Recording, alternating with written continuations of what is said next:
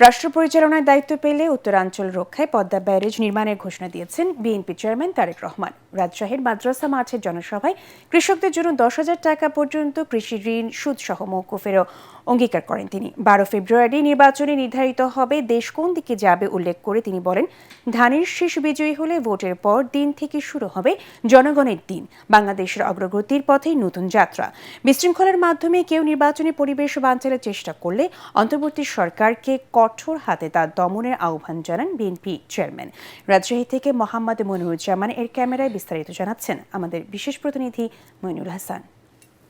করব কাজ সবার আগে বাংলাদেশ। পদ্মাপাড়ের জেলার রাজশাহীর সমাবেশে বিএনপি প্রধান তারেক রহমান যখন এসে পৌঁছান তখন মধ্য দুপুর। মাদ্রাসা মাঠের সমাবেশ পরিণত জনসমুদ্রে। শাহ মখদুম রহমতুল্লাহ আলাইহির মাজার জিয়ারত করে স্ত্রী ডাক্তার জুবাইদা রহমানকে সাথে নিয়ে সরাসরি মঞ্চে আসেন তারেক রহমান।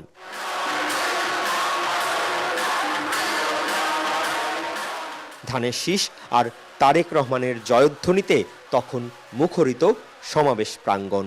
2 দশক পর রাজশাহীর মাটিতে নেতাকর্মী সাধারণ মানুষের অভূতপূর্ব সাড়া পেয়ে উপস্থিত জনতার প্রতি কৃতজ্ঞতা জানান বিএনপি প্রধান। রাজশাহী, চাঁপাইনবাবগঞ্জ, নাটোর থেকে আসা নেতাকর্মীদের উপস্থিতি ছড়িয়ে পড়ে শহরের প্রধান সড়ক থেকে অলিগলি। অতীতের রাজশাহী সফরের স্মৃতিচারণ করে তারেক রহমান বলেন, পানির অভাবে পদ্মা এখন মৃতপ্রায়, উন্নয়ন বঞ্চিত রাজশাহীবাসী নানা সংকটে জর্জরিত। আমাদের তিস্তায় পদ্মা ব্যারাজের কাজ আমরা শুরু করব, বরেন্দ্র প্রকল্পের কাজ আমরা শুরু করব, 10,000 টাকা পর্যন্ত কৃষি লোন মওকুফের কাজ আমরা শুরু করব। এই কাজগুলো হচ্ছে জনগণের কাজ এবং এই কাজগুলো ইনশাল্লাহ 12 তারিখে ধানের শীষ জয়যুক্ত হলে পরে ইনশাল্লাহ 13 তারিখ থেকে শুরু হবে জনগণের জয়যাত্রা।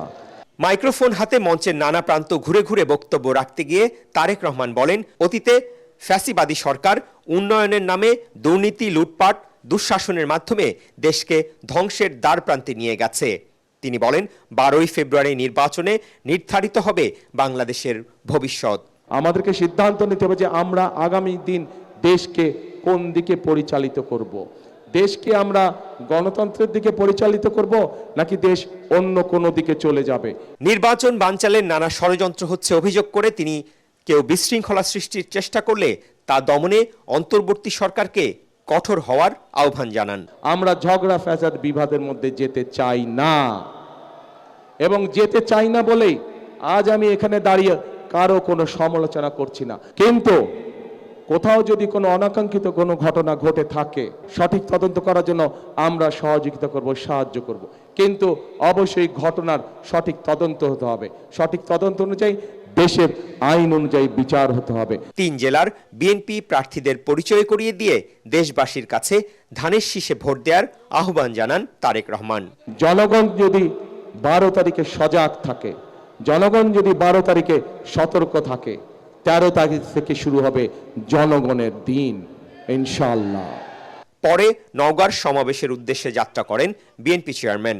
রাতে নিজ জেলা বগুড়ার আলতাফুন্নেসা খেলার মাঠে জনসভায় বক্তব্য রাখবেন তারেক রহমান। রাজশাহীর এই সমাবেশের মধ্য দিয়ে উত্তরাঞ্চলে 3 দিনের নির্বাচনী সফর শুরু করলেন বিএনপি চেয়ারম্যান তারেক রহমান।